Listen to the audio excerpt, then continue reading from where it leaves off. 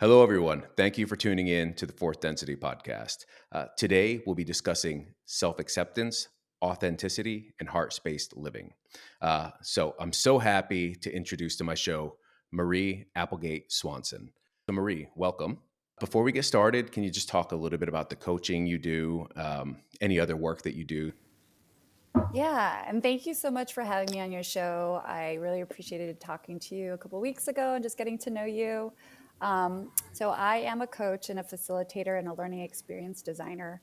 And basically, what I've done is taken research. I've worked with like the world's best neuroscientists and psychologists and social scientists and taken their work and really made it more flexible, applicable, playful for real time living. So I was a social coach from 2008 to 2011. There, I really helped people hone in on their voices and playing with expressing who they are without fear for repercussions, including entrepreneurs who had the genius and the vision, but had a hard time sharing that vision with other people. And so it allowed them to get people on board. And then with facilitation, it's just breaking down really dense information, whether it's intellectual information, spiritual information, just to make it easier, accessible, and just more palatable. There's a big reason why I decided to have you as one of my first guests. For anybody who's ever done a podcast, like this is the first time I'm on camera. I've been nervous and I want to loosen up. And you are, I don't know even the best words to say. Like you're spunky, you're funky, and you're like unapologetically yourself. And like I love that. Like in the best way. From the moment I went to your website and all the art all over the website, and you just freely express yourself. And that's something that I'm personally working on, and that's really what this podcast is about. Uh, and I feel like a lot of people will resonate with that. Being authentic, not worrying about what other people think. One of the things that I'm really big on are morning practices. I have a morning practice. I wake up at a specific time and uh, meditation, cold showers, exercise. But one of the things that you're doing is the daily ah. And so I guess like an ah activation. I've not done it before, and I've watched you do it on one of your videos. And so I thought that maybe we could start with an ah activation. If you're okay Yeah, with that, we'll just do just to breathe and kind of get things going before we start. Do you want to lead? totally. Yeah, thanks, JD. And I love that you have your morning, your sacred morning routine that works for you. I think that that is such a key way to start the day and just like get in touch and in tune with your body and yourself and how you want to show up in the world for your family, for your viewers, and whatever else is out there that is ready to receive you. Um, so yeah, every morning before I even get out of bed, this is one of my practices. I wake up at 5:45 every morning, and I used to just pick up my phone mindlessly in the morning, and it was such a junky way to start the day. And it kind of like arrested my attention and thinking and presence. So I really wanted to start my morning with presencing to awe. And so what I just do is I say out loud, which I probably sound crazy, but that's okay. So I say aloud, soul activate awe. And I just take a minute to let that open me up. And then I say body activate awe.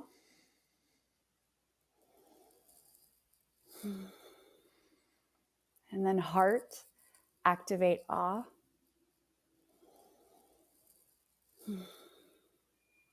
And then mind activate awe. And I think this practice has really allowed me to remain buoyant during really difficult times. And it also magnifies already great times, right?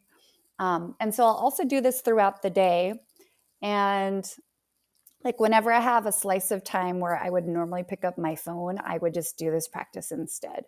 So it might be waiting in line for the bathroom or waiting for the elevator. There's like little pockets of time that we used to have to ourselves that we've now filled with our phones. I've Mhm. switched that to this practice. I'd love to hear about the order of Yeah. the activation and what awe is. Cool. Thank you. Yeah. So the reason why I have the order of soul first, body, heart, and then mind is because what I've noticed in the world right now is it really feels like as we're showing up in the world, energetically speaking, it feels like people are moving with their mind first. Like thoughts, actions, possibilities are filtered through the mind first. And then maybe it gets to the heart. And then maybe it gets to the body. Small possibility it gets to the soul, right? So I wanted to reverse that order. So the soul is like opening up to what is beyond self, right? And then heart is in service to others, or I'm sorry, body is next, which is to activate the cells in your body so your movement aligns with how you want to show up in the world. The heart is so that it's in service to others. And then last, the mind is so that it's practical, it's reasonable. There's making it real and available to everyday people. So that's kind of like why I chose that sequence. And when I do it, it kind of like has this way of clearing any energetic debris that is like blocking me. So Mhm. it's really, as you mentioned, like heart opening. I think that is definitely part of it for me. For me, it opens up the channel to just receive more and give more at the same time, so that it's this regenerative process that I do daily, and that our bodies and the universe does naturally anyways too. And so it's just to remember that and to honor that and to be with it. um, so how I came up with that, I have no freaking clue. JT, it just kind of like one day it was like, let's try this out. And I was like, all right, I'm going to keep doing this. And so I did this activate awe challenges for 30 days. And I'm like, I'm going to do it beyond 30 days. This is just too um, subtly powerful for me. It's a game changer. And then to your other question, awe, like what is awe? That's a fun question to answer. I think there's hundreds of books trying to explain that. Yeah. So I'll do my best to try to explain that in a short little bite here. But to me, when I'm practicing awe or noticing awe or um, in touch with it, it's like being in reverence to a moment, allowing it to like penetrate you in a sense that it opens you up. And it is both grounding, so like of the earth, of this moment, of this time, and it's also elevating. And so it holds this like kind of, I don't know if oxymoronic is a word, but I'm going to use it. But it's got these like polarities, right? Like of two opposing things coming together in this conjoined moment, and it just is this opportunity to remember how infinitely small we are, yet how we are expansive and connected to everything, everywhere, all at once. So for me, that is the essence of awe, but I'm sure there's 1,000 definitions out there. So whatever I think feels real for whoever in the moment, like if they feel the sense of awe and reverence, um, then they should pick that definition for them. Um, Yeah, I mhm. think that I mean so that's pretty right on. And like for me, awe is as simple as a family of deer and a big massive buck walking by. It's all the little things. I mean, I couldn't. We're on a podcast, and I couldn't help but to. But it's the same thing I do with my kids, and then everybody comes running over to the window. I should have turned my computer screen around. But I think a lot of people don't realize that awe is all around us. I mean, for me, I see it as Yes. all the little miracles. You can see it anywhere you look, but you cannot see it unless you raise your frequency or your mood and elevate to that same Mm, vibration. And so I see mm. awe on a daily basis in synchronicity, in serendipitous Yes. moments in my life. And it amazes me when I talk to people about like synchronicity because it's just so normal to me now that I don't even have to Yes. question it. I mean, I'm always kind of like, oh, but there's not that question of like, what is this? It's just the universe speaking to me. Uh, and so a Yeah. practice You're like like what you're, delighted in the knowing. yeah. And so the practice that you're doing, that is great for people who aren't quite there or experiencing synchronicity or awe in their lives. You start to get in a practice, and day after day, 30 days, right? 30 days, it's amplifying your energy and kind of bringing you into the space where I guess we all want to be. I mean, happy and in awe of everything around us. Um, so I know you touched on social coaching, and now you're doing more of like general coaching and work. So you're focused a lot on self-acceptance and helping people to express their authentic voices. So like what are some techniques that you use to do that? And how do you do it in a way where it doesn't feel like forced or contrived? Because I know for me sometimes, like especially like with manifestation as an example, when I'm working on manifesting and trying to act as if I am already that thing that I desire, it's hard. And sometimes I'm like, oh man, Totally. like what who are you fooling, dude? And so it can be a Mm. challenge, and it takes some work. And so I was just curious about how that works for you and how you teach some of that. Yeah, thanks for asking. So yes, I was in social coaching, left that, and for, oh my gosh, wow, that was over a decade ago, JD. That's crazy. Yeah, so I'm life coaching now. And in terms of authenticity, I think it's an everyday practice, right? There's like a lot of times where I feel like anybody shows up out of integrity because they want to fit in, right? And Brene Brown says fitting in is the opposite of belonging, right? When you're trying to fit in, where belong, you just feel at ease, relaxed yourself. But there is also like the learning curve too, right? Like we're constantly testing ourselves out and we're constantly evolving as human beings. So, what might feel natural and normal and authentic one day might not be who you are in another moment, in another context, right? There's like still the essence of you, but I think that it can be scary to go, well, what if I want to try this out? It may or may not be my voice, but like, let me try it out. And so it's really like tapping into that beginner's mindset. And for those who have maybe a hard time with beginners mindset, there's the travel mindset, is what I like to call it too. And so, with a travel mindset, when you are getting ready to travel somewhere, right? What happens is that we become more open and receptive to trying new things. We're not as scared to fumble and experience like what is out of our comfort zone. We're actually there to do that, right? We're actually there to be curious about like, what is this? So I grew up in the Philippines, and one of the famous weird food things is balut, which is this egg that's buried under the sand.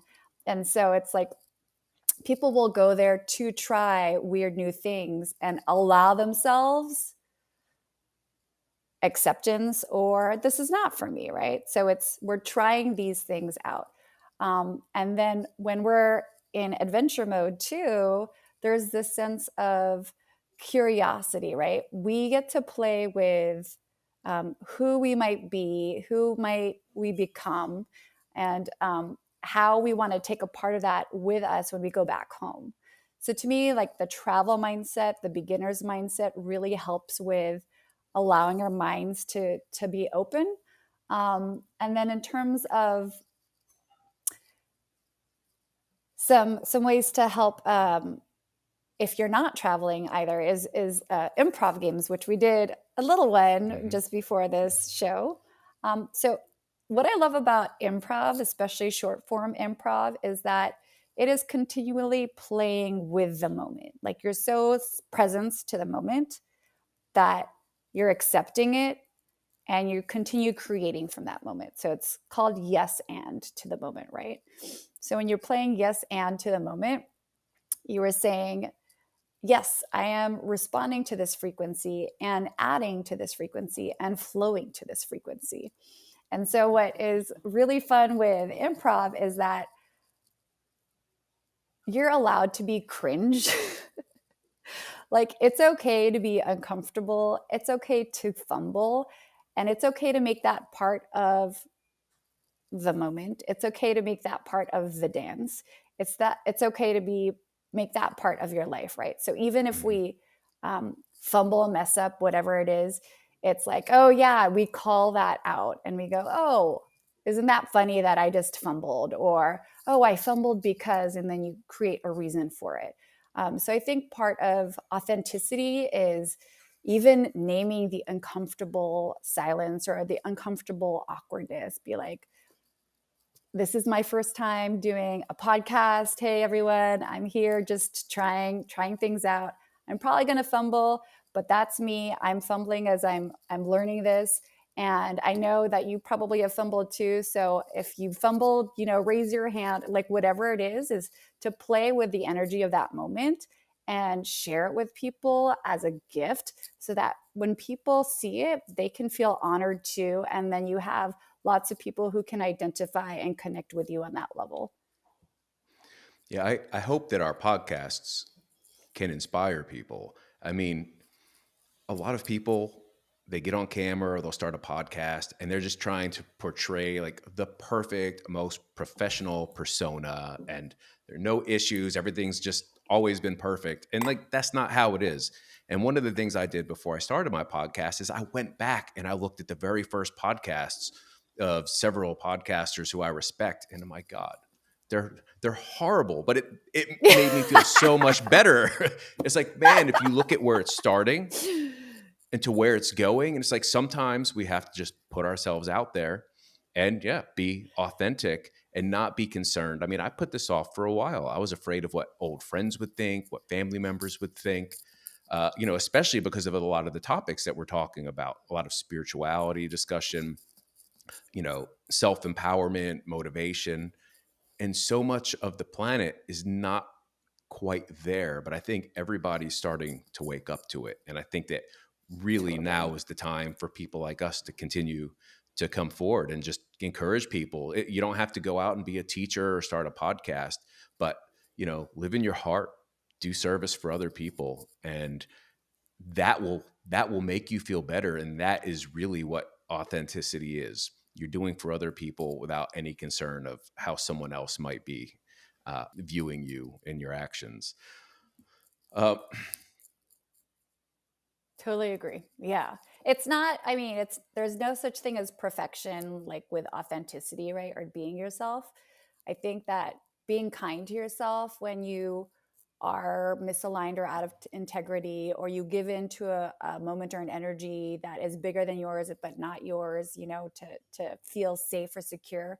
I think we have to remember that um, we are totally divine and totally human at the same time, and the act of like self-forgiveness and self-compassion as we fumble or we choose a direction that we know doesn't feel right, but for some reason or another logically we do it. It's how do we own all of that as still part of our authentic experience, if that makes sense. yeah.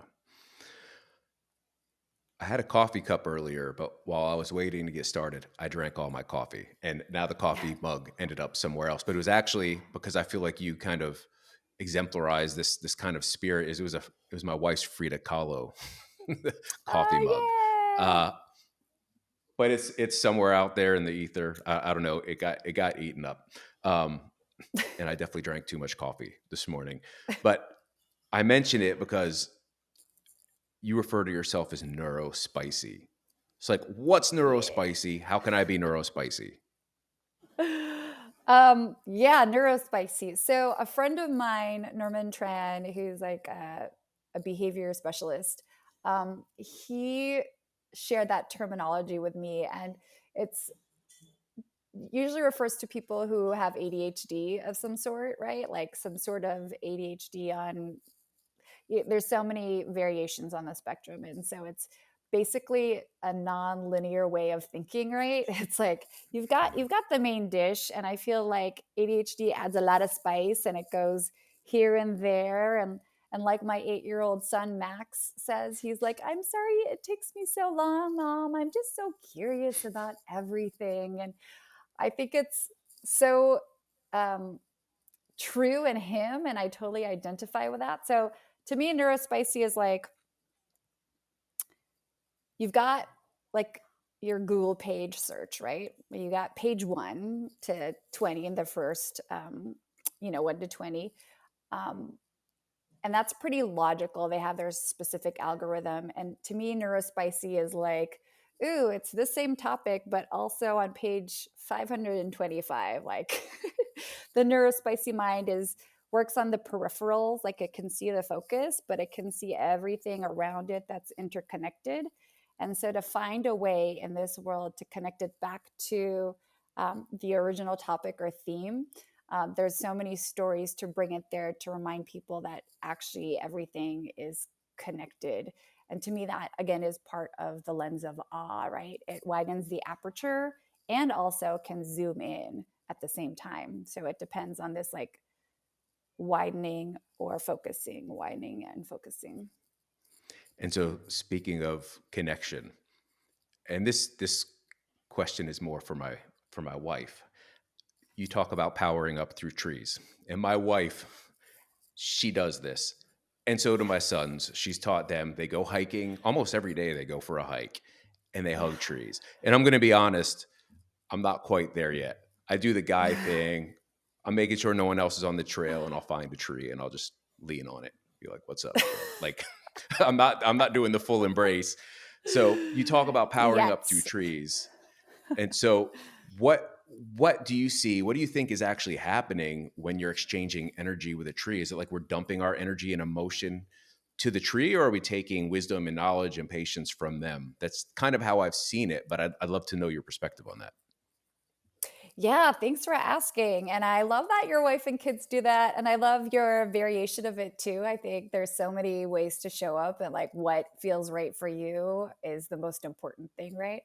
And so for me, I do hug trees. I also just touch trees. I like to be under trees. And to me, it's regenerative. It is a symbiotic relationship. It's not just I'm dumping or it's giving, right? It's, if you think about on a very basic biological level of oxygen and carbon dioxide, right? We both feed each other just on the ecosystem biological system, right? And to me, energetically, also, it's like when I feed the tree my energy, it rejuvenates me from the roots, the deep, deep, deep, deep roots that go all the way to the core of the earth, practically. And it's also connected to all the other trees underground. So it's this whole system that's supporting you. And in turn, we're supporting the trees. Well, some of us are. There's some jerks who like to cut them down and everything, you know. But to me, when I feel dysregulated, I will sometimes go to a tree that I'm drawn to feel steady and at ease, knowing that this tree is supporting me. And just by me breathing into it, I'm supporting it. This morning, I put on I had a shirt on under this. It was another green shirt, and it had a tree. It was an as above, so below type shirt, and it had a tree with the root system.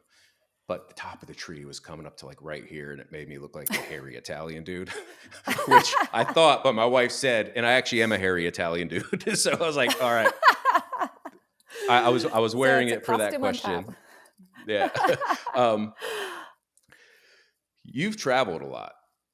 You mentioned living in the Philippines, and so it sounds like all of the traveling started with your parents, but then you carried that in, carried that on later in life. But you mentioned engaging with ambassadors and global CEOs, philosophers, spiritualists.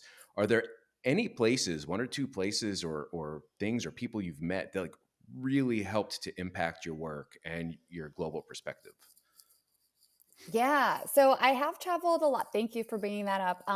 I feel super lucky that my parents had access to that life and, um, have 5 kids, and we were all introduced to that at a pretty young age. And I think really at the core of it, I went to an international school in the Philippines. And so there, even though I traveled the world was like in this school community. Um, and why I'm bringing this up versus another country is that that little island of people almost, it made me realize that wow, we all have different religious beliefs, cultural beliefs, nationalities, yet we're celebrating and transcending our differences at the same time, right? And we're humanizing everyone, and we're actually like sharing our food together, sharing our different, we celebrated every person in our classrooms' religious celebrations. And I didn't know what I had until I moved to the States, where we were taught not to bring anything up so as to not offend others. And I was like, what the shit is this shit? Just totally different. That's all. And so Hmm. to me, I was like, well, how do I take this seed that I was gifted as a child and to continue using that lens in the work that I do and the way that I show up and how I interact with people, right? How can I see human beings and our differences as an opportunity to understand and grow and empathize? And it doesn't necessarily mean that I'm going to, just because I accept and understand it, it doesn't mean I believe or will be converted to it, right? I think sometimes people get scared that, oh, if I can empathize with this person who has a different religious belief than me, then my belief is threatened, right? Or I might believe what they believe and my whole world will blow up. But I think it's just, wow, we can all coexist and still share some commonalities like food. I think that was probably my favorite part is Hmm. converging together in celebration with food. So that's one major thing that really created my identity, I guess, like what I chose from that experience. And then in terms of like, having access and speaking to like ambassadors and global CEOs and stuff. So at our dinner tables, we would have, my parents would have the adults table, and then there would be the kids table. And even as a 7-year old, I'd go hang out with the adults because they just had conversations like this, JD. And even Hmm. as a little kid, I loved this shit. I would just listen to them. And I remember this one time, there was a political gentleman at our dinner table, and I asked him about, I noticed that this particular area in the Philippines had these sarongs, which are like beach towels, right? And same materials that could be made in the Philippines, but they were being outsourced to China. So I was a little girl, right? And so I asked him at the dinner table, like, oh, well, why aren't these made in the Philippines? Why are we giving jobs to other people? And I was like, I know you want to help other people. Like, can you help our people? And so he, when you have a little girl asking, it's less about ego because you're entertaining this like innocent child. And it's more about being present with this moment, right? And so I can't remember what he said in response, but I noticed that his face was like, whoa. And he started thinking about it. And his wife looked over at him with this like little twinkle in her eye because I think she was waiting to see how he would respond. So I think it was just like, how can we use our voice, our curiosity, our authenticity to create opportunity for change? It's interesting interacting with children. And I have two sons, a 5-year old and a 2-year old. And I don't like, I mean, they're kids. And sometimes I treat them like kids, like when I'm sending them to their bedrooms or when I need to do something like that. But I don't like to avoid topics like what you asked that gentleman, right? Like my kids come to me with all different types of questions, and I see some of their friends when we're out, and the parents, they don't want to discuss death or religion or just like all these different topics that they avoid. And it's like, man, this is like the time to start really expressing or exploring some of these topics so that you can raise children to be empathetic and to care about others. And like your question, right? You cared about the people that lived around you. And so that sounds like it was an interesting interaction. One of the great things, excuse me, one of the great things about growing up in Miami was I was surrounded by so many different cultures. I grew up on one Mm. side, we had a Haitian family, and I can still smell like every day. All she did was cook oxtail soup. I mean, she was always cooking. And so our house just always smelled amazing. Unfortunately, Mm. we weren't eating food that that smelled quite as delicious. Sorry, mom.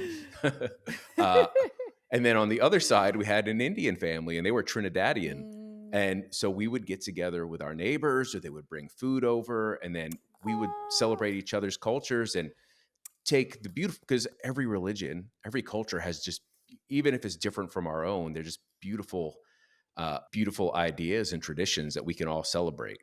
And that's another thing that I'm teaching my children. Just respect everybody's beliefs as long Oh as they're my not, gosh, yes. yeah. But you, yeah, you understand that, and you're lucky that you got to grow up Totally. around that, because now it And now is your very kids like, do that too. Yeah. yeah, yeah. And so we make sure that we do travel. You know, we travel with them. We just took them to Texas, New Mexico. We go to Miami often. That way, they just, because there's not as much cultural diversity here where we live. But you know, we have deer In and Asheville, bucks yeah. walking through our yard, so it's a fair trade off. Well, I love that you're doing that with your kids. And I to your point, I think that this next generation of kids is like something else. And as much as I like to pretend I'm their teacher, I learned so much from, well, maybe not pretend. There's a lot, as parents we do encode in our kids, but I'm learning so much from them too, like the way, I'm not sure how your kids are, but just these days, I think, um, I won't say all kids, but there's just this emotional awareness and articulation in this generation that is connected to the source more closely than previous generations. And so to witness that is beautiful and amazing. And my daughter is now 14, but I remember when she was 3, she just looked up at me and said, Mom, even the whole world is a living, breathing creature. And I was like, whoa, like totally astronaut perspective. And I was like, that's crazy because all she can see is like the tops of tables. Like, where's she? How's she like thinking so grandly? And it's just a beautiful reminder of lessons in little kids. Yeah, this is actually something that I like to talk about a lot. And I have a close friend here who I interviewed, but we didn't do a video interview. It was just audio. And he was a monk for 10 years. He went and spent time in India, met his wife there. And so he lives here now in Asheville with his family. And we were talking about things that we've experienced with our own children and that we see with other children. And they just have this connection and this ability to see and know and understand things. They Mm. just see the world in a completely Mm. and entirely different way. And yeah, I think that's just this this evolution in consciousness that's happening, and they just have these innate abilities that a lot of us don't have. I mean, I don't know, I don't know about you. I was a Gen X latchkey kid. I was left at home, so I was just sitting in front of the TV, watching TV, playing video games, going to the store, eating junky food. Where now, like, Hmm. these kids are growing up in this like very conscientious space where people are more aware of what they're drinking and eating, what they're thinking about. Um, my kids, I know at least for my kids, they're super lucky, and I don't think they know how spoiled they are yet. So we No definitely need to idea. do some. No Yeah, one day they will. My son just got on his iPad this morning, and I've never really had to keep an eye because he would just go into YouTube Kids, and we've got settings set for different restrictions, age restrictions. And he opened the Apple News app today, and I was like, no, like, no, because the Delete, first thing it delete. was, yeah, it was like a Palestine, it was like a war. I was like, dude, so now I have to go in and like delete all of these apps. Not that I'm trying to hide what's happening around the world, but certain things that they just I'm don't with need to you. see yet. Um, Right. I'm with you though. It's like, I think awareness, but not drowning in the repeated stories over and over again. Because that is not, for me personally, that doesn't do my mental health or physical health or spiritual health any justice. I feel like for me and my kids and whoever else feels called to it, uh, understanding that that's happening in the world and then using our health and wellness to actually keep bringing people up out of that kind of vibration. Yeah, I mean, I view mainstream news, which Apple News is really, I mean, there's narrative and it's programming. And so I want to keep them from Mm-hmm, being mm-hmm. programmed and like seeing I was, as soon as 9/11 happened, I knew the way the news was playing out back then. I was like, it doesn't make sense to keep showing this over and over and over. And that's when I was like, I don't want to have news in my life. I don't really follow politics because the people I know who do are Boop, boop. angry at half of the planet.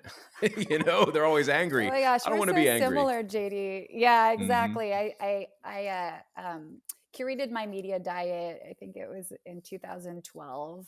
I was just like, wow, what I'm consuming, not just biologically for my body eating food, right? But like my visual diet, my information diet, like that's got a bigger impact. So I'm glad you realized that, back in when 9/11 happened. I remember I was in my college dorm, and I remember that being on repeat. And I was like, I can't watch this. Why is everyone still watching the same scene over and over again? Like, what good is that? It's not.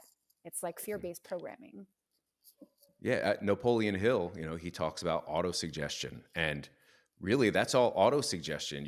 You're basically fueling that into your belief system, and we all have the power to choose how we're going to. I guess the best way to say is to program ourselves, and Mm-hmm. so I made that choice a long time ago, and now that I'm getting into Napoleon Hill and just touching on that, he what I love about his books, like he's very spiritual, but so many people that aren't spiritual have read his books. Mm. Everybody's read Think and Grow Rich, but they don't think about what the ether is, and a lot of people don't even realize that that's not where the idea of manifestation originated. But he's one of the first big authors to kind of bring that concept into the mainstream. And so you talk about behavior design and helping people design new behaviors. How do you, is that kind of like auto suggestion, or what's your technique like? And then how does spirituality align with that? Okay. Yeah. So with behavior design, there's a lot of different ways to look at it. There's like habits, right? You talked about manifestation, programming, all the keywords. And so I think there's a lot of, this is going to sound weird. There's a lot of like contradiction as human beings, right? And so there's the part of me that knows that manifestation does work for sure, right? When you have the end in mind, and you hold that in your thought and your action is aligned with that, like no matter what path you choose, you're going to get to as close to that as possible, if not that. Um, and then on the other hand, have you read The Untethered Soul by Michael Singer? Uh, I've only read the first chapter. I have it here. I actually Oh, just good. ordered two Michael Singer books, and you had mentioned, I think, Untethered Soul, and then I have another Michael Singer book that my friend who's monk, his wife suggested to me. I just need to Is find it The time. Surrender Experiment? Or, well, anyways, so so Michael Singer really talks about sitting behind the mind, the seat of the mind, and like whenever you say I, who's behind that thinking I, right? And so it is more about acceptance, right? And more about um, letting things be as they are. And so I hold that and manifesting at the same time, and they feel like they might be incompatible. But to me, they're actually conjoined in the sense that if you have this idea of what you want in your life, and you have this idea of allowing and accepting whatever is coming up for you in your life in that moment without getting triggered by it, and allowing that flow to keep going towards this, you can have both ideas in your life simultaneously. Let me know if that makes sense, JD, because in my head, I'm like, oh, perfect sense, but I'm not sure if that makes sense to you. And so when I think of behavior, I think of like micro more than big changes, right? So, for example, the activate awe behavior for myself.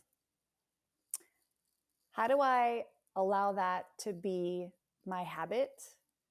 And how do I inhabit that habit? So, when you attach it to something you already do every day, you can create a micro habit, right? So, I wake up every day. So, I'm going to do it first thing in the morning. Or if I am starting to do squats, right? I'll do that just before, just after I brush my teeth, because that is something I do every day. So, what are things that I do every day in which I can attach new micro habits to help make it easy and effortless and relaxed, right? And I think when we do that with trying out different voices, going back to authenticity, different ways of being, like, how can I try this out with, like, how can I try out being this persona, this person in the future, living in the now? Like, how does that person energetically feel? And bringing it into this moment. Mhm. I'm thinking of, have you done any Tony Robbins um, experiences? So I did very, very, I mean, it's probably been like 20 years ago. And then my neighbor, she just went to one of his events in Florida and she came back and then she was like, you have to watch I Am Not Your Guru. And it's been in my queue for years. And I finally watched it about a week ago. And I was surprised at how moved I was. I mean, so he's amazing. And I think the whole world knows that, which is why he is who he is. So I'd love to hear uh, how you're going to tie him into this. Well, so one of his programs, with to me, it's behavior design for sure. Um, it is energetically tapping into, again, like the future version of yourself, right? And bringing that to the now and increasing the increments of raising who you are, your actions to be that person, but doing it in a way that you're also regulating your nervous system, right? So if you go from 0 to 60, that feels like a threat. That feels too much, unnatural, that actually oftentimes people regress, right? They're like, no, I need to protect this. That doesn't feel safe, even though it might actually be good for you, right? So, for example, it could be, oh, you just got offered a job at whatever, like a significant amount of money, right? That you've always wanted, and you are getting it for more, right? And it feels like, holy shit, that's really good. But at the same time, it feels too much. You start thinking about the responsibilities. There's like this act of self sabotage because it feels like the leap is too much, right? It's like an athlete, right? When you are training for something, you do it incrementally, you do it daily so that you build up your capacity for moving to the next level. When you jump levels, you hurt yourself physically, right? And so when I think about doing this incrementally, like, how do we regulate the nervous system as we start moving towards that energy of the person that we are aligning with, which is ourselves, our future selves? And so, how do we relax our bodies? How do we create ease in our nervous system Like, how do we do that in a way where it starts to feel normal? It starts to feel acceptable. It starts to feel like a little bit exciting, but not overwhelming, where our system gets flooded and we, have one of the trauma responses of fight, flight, freeze, or fawn. So it's like, how do we do that incrementally so that when we're overwhelmed, meaning we have more demands than resources, that we can actually regulate up our resources, which could mean energy or capacity to just hold more, what's the word? Just more action, more information to meet that. What you call micro habits, I refer to as little wins. And and I usually use the sports analogy. My mentor, he was like a grandfather to me. He was part of the very first Navy SEAL team, and one of the things he always talked about was these little wins, because it's not just about having those little wins, but it's also about taking time to acknowledge and appreciate Mm-hmm. those little wins. Totally. Because Yes. you can't, if you want to have the big, beefy, hairy Italian chest, right? You can't get there unless you unless you start pressing just the bar. You have to start somewhere, and that's the win, starting, and then incrementally you move up. So that all made perfect sense. And then the next thing I was going to ask you about is the nervous system, and you just touched on all of that. And Ooh, yeah. so, yeah, that was just perfectly flowed together. I'd love to hear, what do you think? Like, I have my own idea and concept of what synchronicities are and how they work. Like, how do you view synchronicities, and how do you let them help Ooh, you, like, in your daily life ooh, or I love whenever that you have question, them? JD. I think they constantly exist. It's just awareness, right? And then meaning behind it. It's funny because earlier this year, I met a colleague, and we were talking about consciousness, right? And so one of the ways that she's working on mapping human consciousness is through synchronicities. And I totally believe and understand the way she's doing it. Basically, she's creating this app in which she wants to have people tap into sorry, not tap into, but to write down their synchronicities, to mark it, right? To timestamp it, and then have a keyword. And so I told her, like, if someone has a wearable, in that moment, they can touch the wearable however they need to record the time, so that, and the location, and then they can go back in later to write down like that synchronistic word. And then if this app then becomes global, the idea is, how can we collect all this data to see what the consciousness is thinking at this time, and all over the world, right? Using keywords. And there's a lot to be worked out, but I really like that idea of global synchronicity and then hyper personal synchronicities. Mhm. Um, and then for me, synchronicities is kind of similar to what you said. It's kind of like knowing the universe is winking at you, like, hey, I got your back, girl, And it's, to me, this, it happens. And I know you were saying that it happens so often to you that you're like, um, that it's just part of your life. And I feel similarly, although to me, I still delight in it like a child. I'm like, oh Mhm. my gosh, that's crazy. That's amazing. And I celebrate it in a big way. And I like to point it out to other people too, because then it invites them to celebrate and then keep an eye and awareness, for their own synchronicities. And then when it gets layered in, and where several people have several synchronicities at once and they get stacked, then there's like this magic that's going Mhm. on, not just your own synchronicity, but like in your community, right? Or in your school or in your company or in whatever it is. So to me, synchronicity is kind of like, yeah, a whisper wink, like, hey, like I you're view it, on this path. yeah. I kind of view it as like when I'm in flow, and when things are just, you can tell the synchronicities start to stack up when, like, at least for me, like, I'm in the flow. Everything's just kind of unfolding and Mm, happening, and it's kind of like, being a river, right? And so all mm, of these things are happening, and then I'm also in a state where I'm aware of them. And mhm. then also, one of the really fun things about synchronicities is I love shared synchronicities. Yeah. Um, and so I've been in situations where I've been out with a friend and we were having a conversation, and then something happened, and then it's like, okay, there's a witness. I have a Mhm. witness, so I'm not going.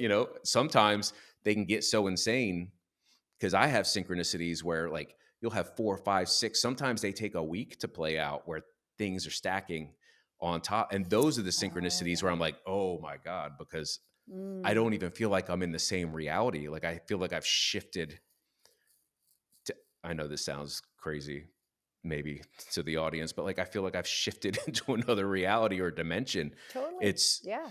Yeah, I mean, it's wild to have experiences like that. I wanted to ask you about, you seem like you're very tapped into culture. I'm not. I live out in the mountains. I don't go out a whole lot. I interact with my kids, and my youngest son, he's not really into too many things, but then my 5-year-old, he's, like, very unique in that everything he's into is, like, David Bowie and Queen and, like, all this stuff from the 70s and the 80s. So, like, I'm just still getting the same culture. And so I know we touched on, like, how like, children, the shift we're seeing in children, but also there's this big shift in, like, spirituality penetrating mainstream culture. How do you Mm. view that? Like, what do you think is going on right now? Yeah, that's a good question, a good conversation to have. I think that people are hungry for more than what is presented. Um, and I think that people are realizing there are so many different ways of living. And I think people are realizing how much they do not have control of their own lives. um, and I think we spoke to this earlier, right? I think our children, the newer generations, are oftentimes the helpers of this way of being and thinking and being connected to spirituality. Um, I think from the bottom up, it's happening in a big way. And then in terms of mainstream media, I know it's like cool or what it's like in shows now a lot. It's still kind of like poked at and made fun of a little bit, but at least there's like more exposure and interest and intrigue in it. And I think that people are more open because they want more out of life than just this material plane, right? And so there's a deep hunger for it, is what I'm noticing. And there's a deep hunger for connection, connection to other people's um, being and awareness, and connection to what is, again, beyond self. I think what I've noticed, at least, and we talked about this a little bit on our call before coming on, is that I grew up in a pretty religious background and upbringing, and for me, was I was like overfed and stuffed, and then I started. This is gonna sound gross, but like just puking it all out in my 20s. I was like, I hate this shit. Like, I don't want to eat any more of it. Like, this sucks. But I will say, even though I don't identify as that religion, which is Catholicism, what I did appreciate was the idea of congregating with people every week, right? In a sense of community, in a sense of this is a space where we can talk about what is beyond what this life is. And so, for a lot of people nowadays who are also finding themselves in that position of I've left this religion or that ideology, it's this idea of how can we come together in different ways, consistently, to be on a path of discovery, to be on a path of um, acceptance, to be in a path of deep mystery, and to do that together. And so I noticed that those conversations are happening more publicly. Like people aren't scared to talk about it anymore. They're not scared to say, hey, I'm feeling lost. Hey, I'm feeling disconnected. Hey, there's got to be something more than this. And when it becomes a public uh, dialogue, and it's not just monologuing, like one person saying, this is how life is and how it should be, and we actually turn it back into dialoguing, then it's this flow of how can we co-create this experience together and do it in a public way so that other people have access to spirituality in their own ways. Yeah, I find that COVID was kind of a catalyst for all of this. Everybody got to be at home on YouTube or joining Discord groups or Telegram groups and start exploring different ideas and concepts and talking to different people. And uh, I'm always telling everybody, like, there's a silver lining here. COVID, like, in a way, at least my personal belief system is it in a way needed to happen to kind of start waking people up globally. And maybe, I don't mean to be insensitive to anyone who lost a loved one, because I know there was a lot of loss. And, we almost, we did have one loss, who was my mentor uh, Mm. during COVID, but Mm. it's really All right, kind JD. of moved people into this space of knowingness that everything that we've been taught our whole lives, not all of it is real or correct. And there's a lot more to not just the external world, but what's here and what's inside. Mm-hmm. We're kind of getting close to the end, and I have two questions that I want to get in, uh, Cool. because this is where I give everybody an opportunity to get you on more of a personal level. You can answer this in a short, fun way, or you can take this whatever direction you want to. I'm a foodie. I'm a music guy. And you probably share that in common with me because you live in Austin. So I would just have to, like, you don't live there unless you want access to certain things. So I use food and I use music to, like, shift my energy, boost my vibration, and just pull me out of any funky Mm. moods I might be in. And I do that quite often. So when you're not feeling quite up to par, like, what's something, it doesn't have to be music, it could be a podcast. What's something that you listen to that helps to elevate your moods? Yeah, that's a great question. I love that yours is food and music. Totally resonates. And I think I think allowing myself to feel the funky mood first and foremost is really important for me, to like allow it to exist and move through me. So to me, when there's music, it helps me feel into it so that it can move through me versus just um, like quiet it down. You know what I mean? And Hmm. so I like humming when I hum.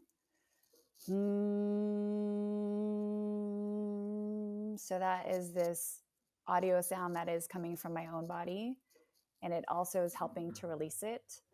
I also I like to get in my car, JD, and drive alone and just hit record on my little phone memo and let it all out in song form that I don't share with anyone. Hmm. So it just moves through me. It comes out in this like beautiful, harmonious, rhyming song. And I'm like, how did that shit come out of me? I don't know, but it needed to come out. And so to me, it's like taking in like an emotional poop. Like it's just like, ooh, it Yeah. needs to come out, and the body Or releases like it. writing a letter, Um, writing out your emotions and burning it is kind of the same, a similar concept. totally. Hmm. Yes. But through audio, I think there's something to your point, like there is this there's vibration in audio that is different than, say, like writing it out. Yeah. Let me think of what else. I also listen to, there's Gaia frequencies and some goddess music depending on my mood. Um, or sometimes I'll just scream into my freaking pillow and just be like, Mhm. ah. So those are a few ways I play with sound. I mean, Yeah. I like that you make your own sound. So we teach our kids that if you want to be angry, you don't sit out here and scream and fuss. You go in your room, scream into a pillow, do whatever you need to do. And then also, as far as making, so like I'm a whistler, and it probably annoys the shit out of people because I mean, I am a good whistler. I'm not like the guy who sounds like he's blowing air, but I whistle a lot, and it always puts me in a good mood. But then I think about all the people I'm walking by; they're probably like, "Oh, this guy's whistling." Get it? But No, hopefully it that's helps so out. Yeah, cute. I mean, I even the other day at the gas station, there was a truck parked on the other side of the gas pump. And I don't remember what song was playing. It was a song I knew, and the guy was whistling, and then I started whistling with him, and it was a bit of a weird moment. But then we both were like, "What's going on?" And he started laughing. I was like, "Awesome." Um, so the last question is the same, but it's like food. Like, what's a go-to Mm. comfort thing that you just find can snap you out? I understand that you sometimes like to let the emotions, like it's nice to allow the emotion to happen if you're in a bad mood and like ask yourself, why do I feel like this? And address it rather than burying it, which I think a lot of people do. And actually, a lot of people do that with food. Um, so I guess not in an unhealthy way, but like, yeah, what's just that one thing that does it for you? I have two things. So I love that. It's one is I'm a chocoholic, so definitely chocolate is my go-to. And you can ask either of my kids when I'm in a mood. I'm like, "Do you have chocolate? Do you have chocolate?" To both my kids, and they're like, "No, mom." Like, "Did you eat all your stash already?" I'm like, "Yes." And then the second thing is like a really weird thing, but when I was a kid, those like top ramen noodles. That Yeah, was like I my eat them go. still. Yeah, me too. Yes. So that's like my go. It's so funny. We're like both foodies, and like my go-to thing is top ramen Yeah, and the cheap with one, an yeah. egg in it. Yes, yes, yes. Like the And do 50 the egg cent drop. one, right? Mhm. Yes, the egg drop. And then if I'm feeling extra indulgent, I'll also put shredded cheese on top. And so like that's what I I've had not when I tried was a that. kid when I would come home Mhm. from school. Oh yeah. That is like I'm gonna try it.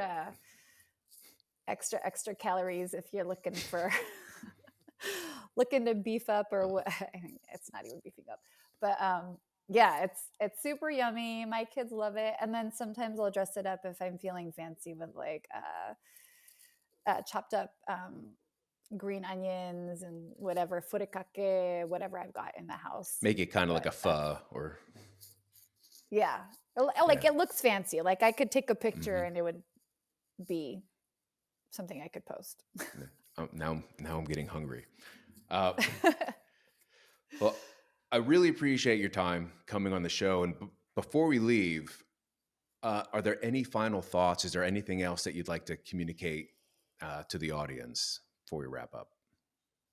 Yeah. First of all, thank you, JD, for having me on your show. This is such an exciting kickoff. And I have just started a podcast too a few weeks ago. It's Marie and Awe on YouTube and in Spotify. And my website is also the same, Marie in Awe, MarieInawe.com. And I wanted to know if you wanted to be my first guest because I haven't had guests yet, and I have a couple people lined up but not confirmed. So let me know if that is something that you'd want to do, and we Yes. could talk and celebrate our Mhm. first podcasts. Absolutely. Thank you for asking because I didn't even get to ask you all of the questions I had.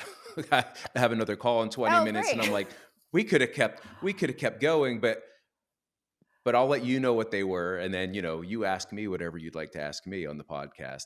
I'll make sure that in the show notes I include all of your socials and links for you. So, um, Yeah, if everybody is, or if anybody's interested in some of what Marie does and her work, please go to her socials and check her out. Again, I really appreciate it.